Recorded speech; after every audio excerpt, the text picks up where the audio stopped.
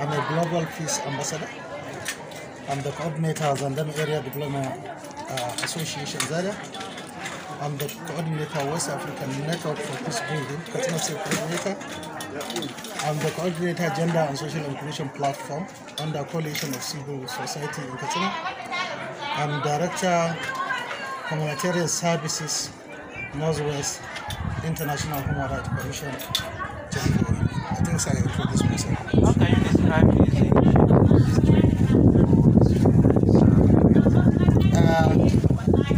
the training come at its time. The training is about security, the issue of attack, banditry. In Katsina State, we have a history that almost some of our schools were attacked and students were kidnapped.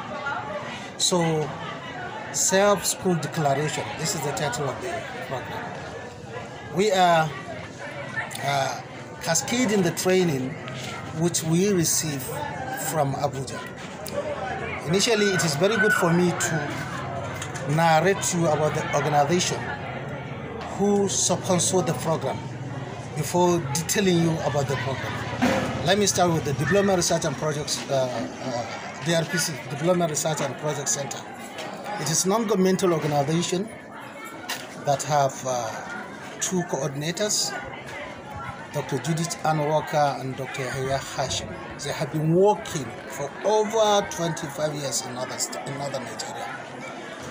What are they working for? They are working in the area of health, reproductive health, education, especially girls' child education. They organize a lot of training. They are working in partnership with the government. They are working in partnership with the religious and the traditional leaders. They are working with partnership with all relevant stakeholders that are aimed for empowering and transforming the society.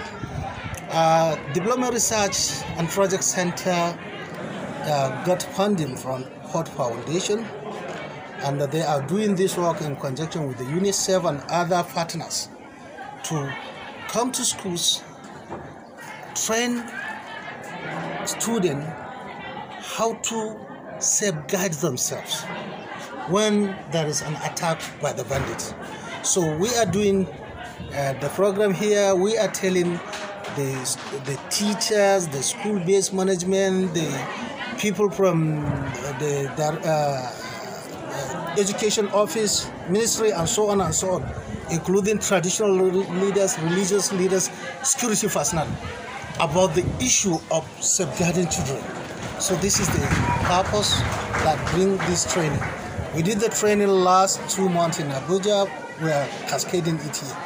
By the grace of God, inshallah, we are going to train about more than 9,000 students.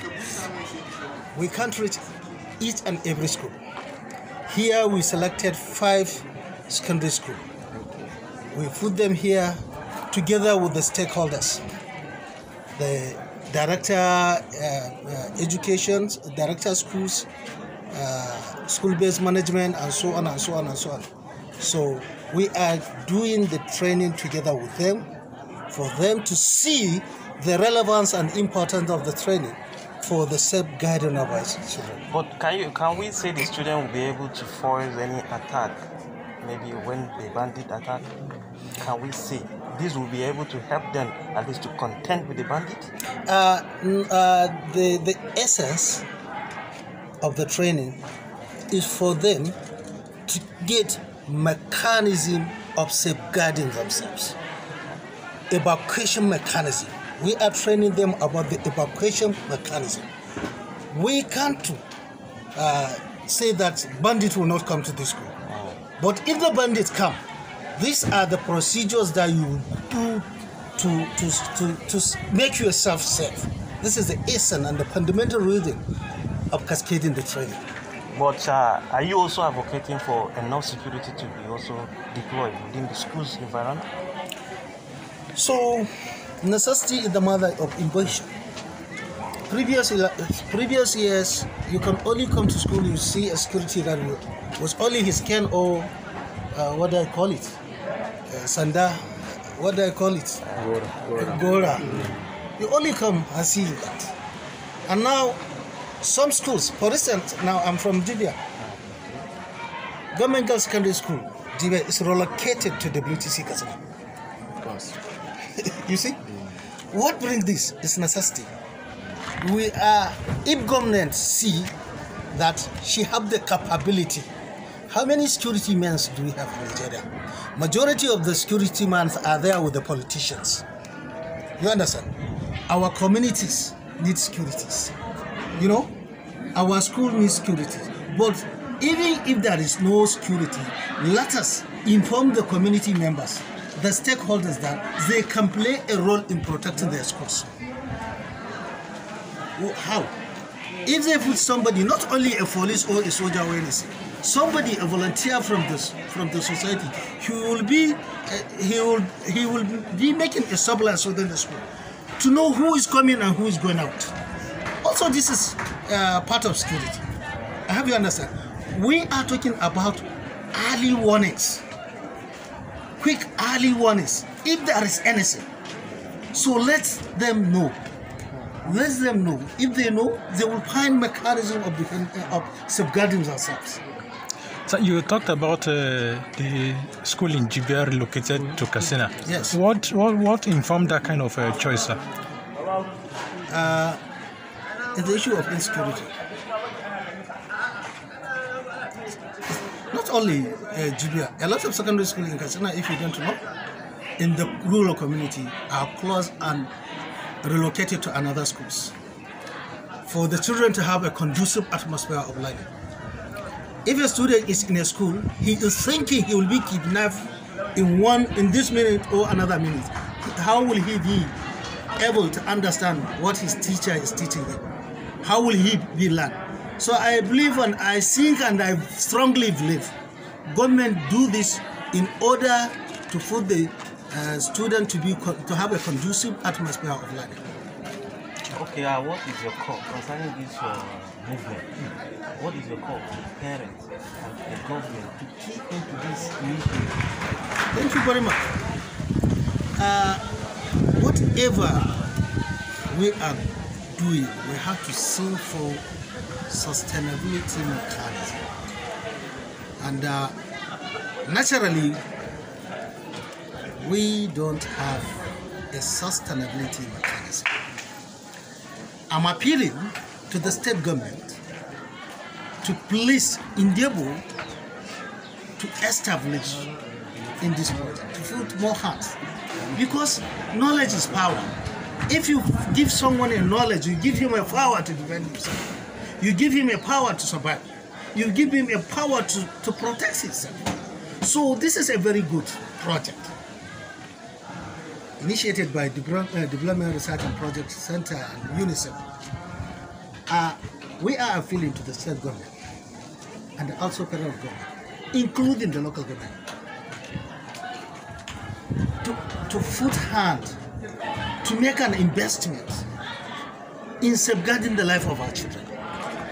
Giving them this knowledge, we add something which we did not here in Katsina, we partner with Red Cross, teach the student how to give a first aid treatment to their sister students.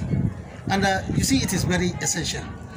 For instance, in this school, if there is an accident, on emergency, a student can do something to save the life of her sister student. So we are appealing to government to invest in this. Let the government cascade this training into all this, both the primary and secondary schools in Katsina. It is very, very important training, very resourceful. So this is what I'm asking from the government. By the parent, it is very important for the parent to instill discipline since at home, to food the habit of togetherness to their children. Because a plantation cannot make a forest. What I mean by plantation, if you come to a plantation, if it's a neem tree, if it is more than 10,000, you see a neem tree. You just call it a plantation, you not call it a forest. Where will you see a forest? A forest is a place where we see different varieties of trees. So this is how our institution is. It is a forest. Children coming from different family, different background, different community, different ethnicity to come and sit together. So the responsibility of the parent is to guide them, to give them all the necessary advice and support that will equip them to come and learn and understand what they are here for. Thank you very much.